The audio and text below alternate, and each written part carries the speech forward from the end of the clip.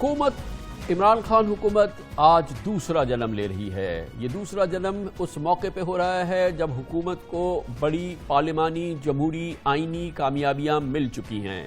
Senate election में हुकूमत का चेयरमैन का उम्मीदवार जनाब सादिक सजरानी, डेप्यूटी चेयरमैन के उम्मीदवार मिर्जा मोहम्मद आफरीदी कामयाब हो चुके हैं। इफेक्टिव हुकूमत की सेनेट में मेजॉरिटी लग रही है क्योंकि गफूर हैदरी को 44 और मिर्जा मोहम्मद आफरीदी को आपको पता है कि 54 वोट मिले हैं। यूसुफ रजा गिलानी के हिमायतियों ने लगता है जानबूझ के उनका वोट खराब किया है और वो भी इसका मतलब ये है कि इस वक्त एक बड़ी दरार है जो कि ऑपोजिशन में है और इसका इजहार हो चुका है। बहुत ही कंफर्टेबल आईनी जमहूरी कानूनी पोजीशन है इमरान खान की, उनकी हुकूमत की, क्योंकि अब से चंद रोज कबल कौमी असम्बली से वो एतमाद का वोट भी ले चुके हैं।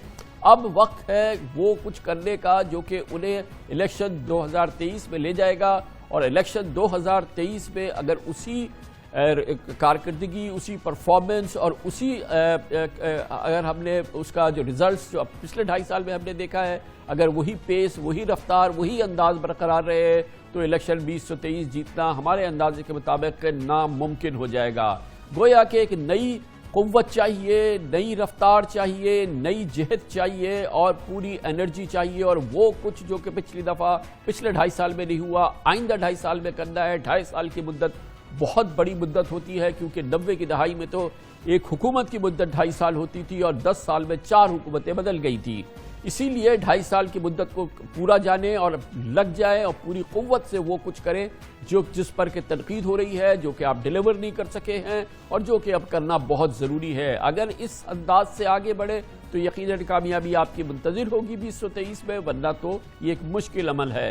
यकीनन पे दर पे पार्लिमानी जीत के बाद हुकूमत के एतमाद में इजाफा हुआ है, इसको रिफ्लेक्ट करना होगा, ट्रांसलेट करना होगा ग्राउंड पे।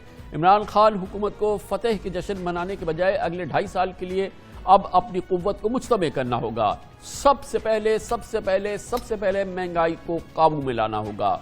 हुकूमत पर से कमर तोड़ महंगाई रोकने में नाकामी का लेबल हटाना होगा। खान साहब आपको चंद ही सही लेकिन तकमील शुदा बड़े मंसूबे मुकम्मल करके पाकिस्तान के अवाम को दिखाने होंगे। परफॉर्मेंस और गवर्नेंस पर तवज्जो देनी होगी और खान साहब आपको ब्यूरोक्रेसी और फैसला साजी पर अपने प्रिंसिपल सेक्रेटरी आजम खान की इजारादारी को ख़त्म करना होगा।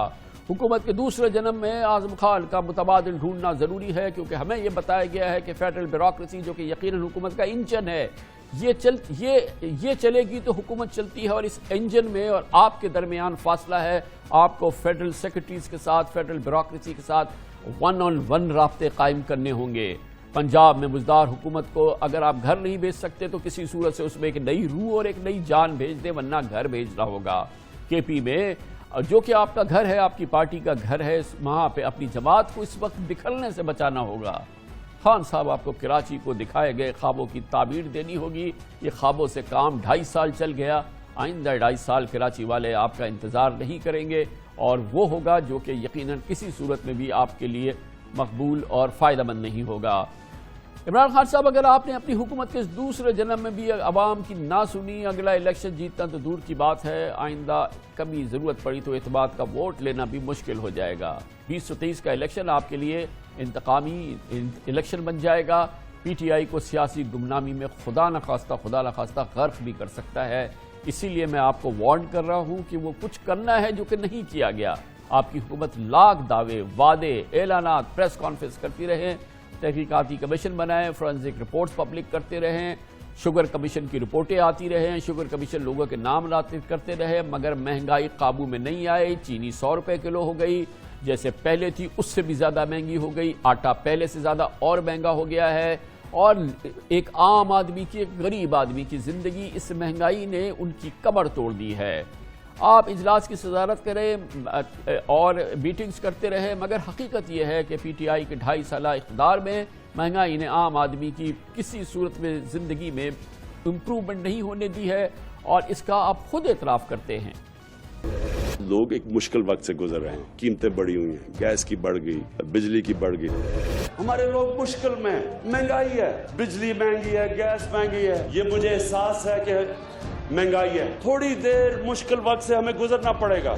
इसमें कोई शक नहीं कि इस वक्त लोग मुश्किल में, इसमें कोई शक नहीं कि महंगाई है। हम सबको ये एहसास है। हमें कीमतें अगर हम नहीं बढ़ाते तो हमारे कर्जे बढ़ जाते हैं। मुश्किल दिन है लोगों के लिए जो इस वक्त मसला है महंगाई, जो महंगाई पाकिस्तान में हम हर हफ्ते अब ये देखते हैं कि कौन कौन सी चीजों से हमने अब कंट्रोल करनी है महंगाई। अब देखेंगे कि जो आज हमने खास तौर पे कदम उठाए हैं, अब देखेंगे कि अब महंगाई नीचे आएगी। इमरान खान साहब, मुल्क के माशी आशारिये चाहे जितने बेहतर क्यों न सामने आए, हम भी इस प्रोग्राम में मईशत के बेहतरी के मुख्तलिफ जो सेक्टर्स है उसकी अक्कासी करते रहें। उसमें यकीनन हकीकत है, वो यकीनन रोबस्ट अंदाज में आगे बढ़ रहा है। लेकिन आम आदमी का रोना तो बस महंगाई है।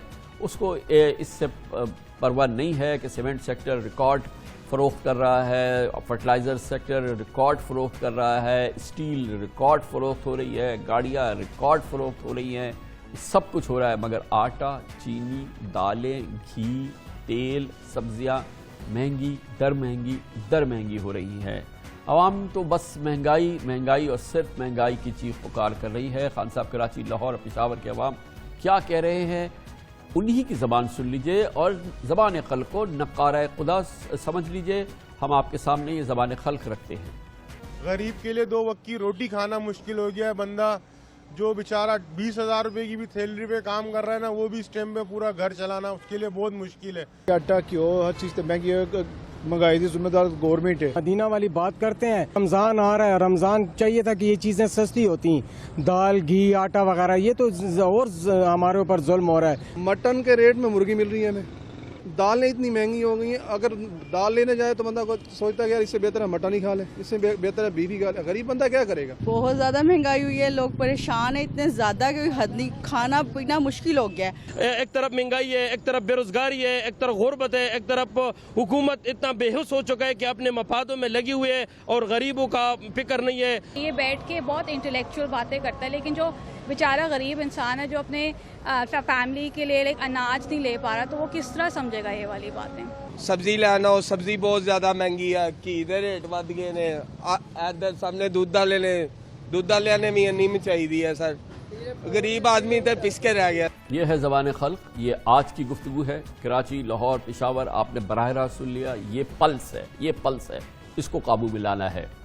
इस मौजू पर माहिरीन क्या कहते हैं, आप क्या कर सकते हैं, क्या नहीं कर सकते, ये हम पूछेंगे। प्रोफेसर डॉक्टर राशिद अमजद हमारे साथ मौजूद हैं, एक प्रोफेसर हैं लाहौर स्कूल ऑफ इकनॉमिक्स में। डॉक्टर साहब, मैं ये जानना चाहता हूँ वो क्या इक़दामात हैं अगर इमरान खान चाहें अगले 2.5 साल में कि इस महंगाई पर काबू पाएँ, तो आप एक माहिर मैशियत की हैसियत से तजवीज़ करेंगे। देखें जी, आप बिल्कुल सही कह रहे हैं कि इन्फ्लेशन फिर जोर पकड़ गई है। जनवरी और फरवरी में इन्फ्लेशन कम थी, उसके बाद पिछले 2-3 हफ्तों में इन्फ्लेशन का जोर ज़्यादा हो गया है। और उसके जो वजूहात हैं वो बेसिकली पहले फूड प्राइस इन्फ्लेशन थी, लेकिन अब oil prices, fuel, energy and other factors are coming into play. और साथ ही कोविड-19 का 3rd फेज आ रहा है। सो इस वक्त आपने बिल्कुल सही कहा कि अब गवर्नमेंट क्या करे। मेरे ख्याल में गवर्नमेंट को 3 चीज़ें करनी पड़ेंगी। एक ये है कि एग्रीगेट डिमांड जो है इसको थोड़ा सा कम करना पड़ेगा, क्योंकि मेरा ख्याल है कि रेमिटेंसेस भी एग्रीगेट डिमांड बढ़ा रही है।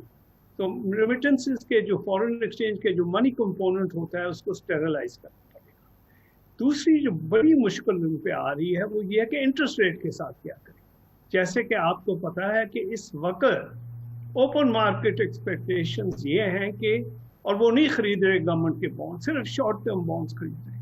अगर वो यही समझते रहें कि इंटरेस्ट रेट कम है तो फिर स्टेट बैंक के पास कोई चारा नहीं होगा, बल्कि इंटरेस्ट रेट बढ़ाना पड़ेगा और उससे डिमांड तो कुछ कम होगा, इन्फ्लेशनरी प्रेशर भी शायद थोड़ा कम हो, लेकिन उसके साथ साथ ग्रोथ पे बड़ा नेगेटिव हो सकता है। तीसरी चीज़ जो मेरा ख्याल है जो गवर्नमेंट के लिए बड़ा मुश्किल है, लेकिन उनको करना पड़ेगा, कि उन्हें एहसास प्रोग्राम के साथ जो सपोर्ट देनी है उसको इन्फ्लेशन के साथ लिंक करना पड़ेगा। ये इस वक्त जो इन्फ्लेशन है सबसे ज़्यादा, जैसे आप सेंसिटिव प्राइस इंडिकेटर को देखें, सबसे ज़्यादा बोझ इस पे सबसे गरीबों लोगों पे पड़ रहा है। जिन लोगों की 20,000 मंथली इनकम है उन पे सबसे ज़्यादा असर पड़ रहा है। और उसके साथ साथ सब्सिडाइज भी कुछ करना पड़ेगा। बहुत बहुत शुक्रिया जनाब राशिद अमजद हमारे साथ मौजूद थे।